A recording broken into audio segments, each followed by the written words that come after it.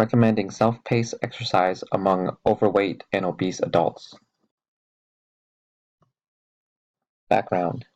Approximately 70% of U.S. adults are overweight or obese. Only 28% meet the minimum national recommendations of 1,000 calories per week of exercise-related energy expenditure. The objective. The purpose of this study was to test proof of concept for recommending self-paced exercise among overweight adults.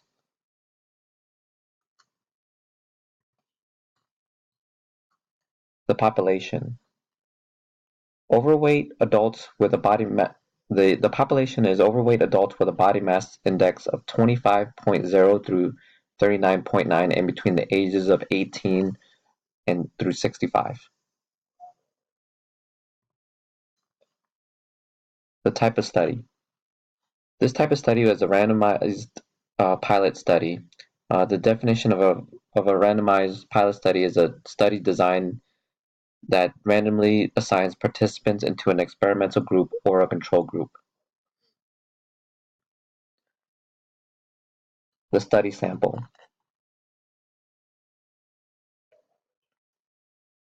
The study performed a sample size calculation. The total sample size was started out with 452, and out of the 452, 225 were excluded on the phone. 227 were found eligible, and then when they were called in for orientation, 168 of those qualified were excluded because of the baseline sessions. 59 that were left or were random. 29 went into the control group, and 30 went into the experimental group. The control group is following the national guidelines, and then the experimental group is self-paced.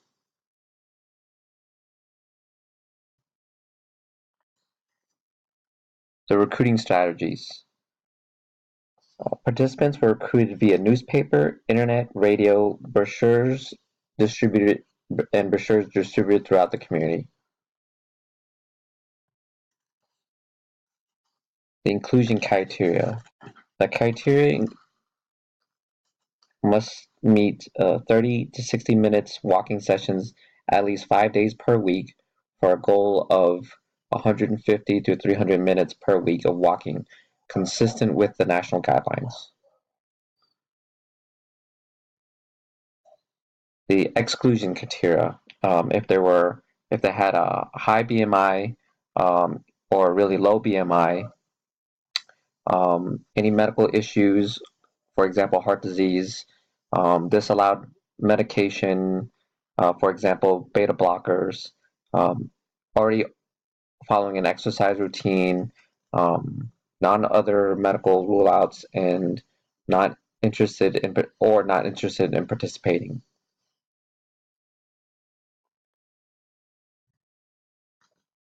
Randomization. So the randomization occurred after they were qualified from the on-phone screening.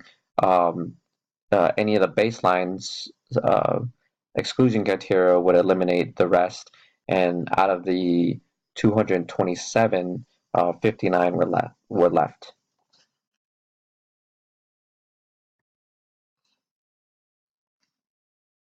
In the control group, participants were predominantly female. 88% of them were female, with a mean of age of 47.71 years of age. The standard deviation was 11.06, and the body mass index was 31.93 kilograms, or the standard deviation of that was 3.99. There were no differences between the groups in baseline demographics.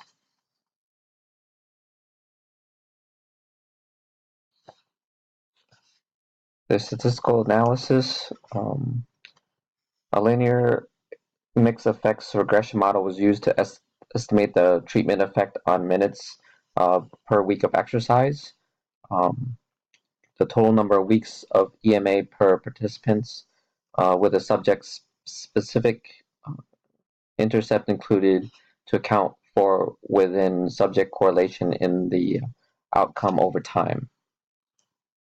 Um, EEE, meaning exercise energy expenditure, was calculated as a function of minutes of walking over the 6-month intervention, weighted by intensity of walking as assessed through mean HR heart rate at each exercise bout. Um, Finally, they estimated effects of treatment on, within, and between group changes over time in aerobic fitness using a mixed effects model with a subject specific intercepts. And the analysis were conducted using SPSS 18 and SAS 9.3.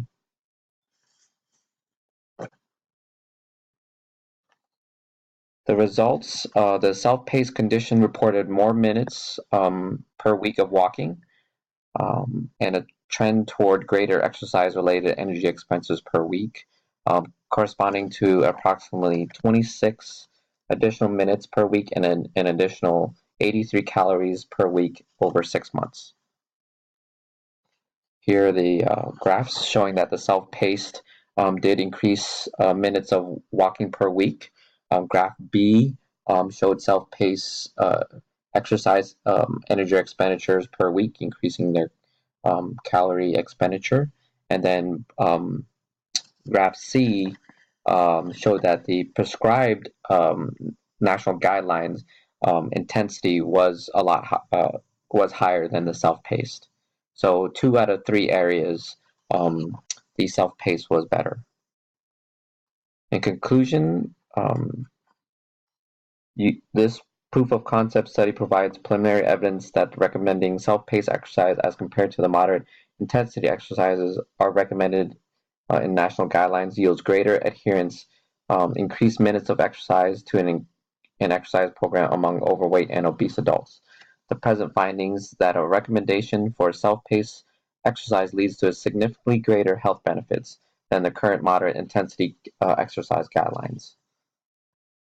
I do agree with the conclusion. The data shows that the overall self-paced exercise is more effective in 2 out of 3 areas measured in the study. Weekly walking minutes increased and also exercise expenditure has increased. The type of bias that I found in this study was a selection bias. Selection bias can occur in knowingly adding them into the control or experimental group. The limitations that might have understated the study included relatively short study periods, the small sample size and corresponding lack of statistical power, the predominantly female and relatively affluent participant group, and the high rate of pre-randomized inability. Um, the impact of the findings, I think a history of previous physical activity would have helped in their study. I believe that if someone had a history of being physically active but became overweight, they're more likely to become consistent. Findings applicable to the population. Yes, the findings were applicable to the population because the data shows that self-paced exercise yields better results than the prescribed national guidelines. The data shows that self-paced exercise is effective and can give a more positive effect. And it can also give greater feelings of perceived autonomy. Um, Ideal study design. The ideal study design is a larger trial with a more diverse sample of individuals and a longer follow-up period is warranted. Here are the references. Thank you very much.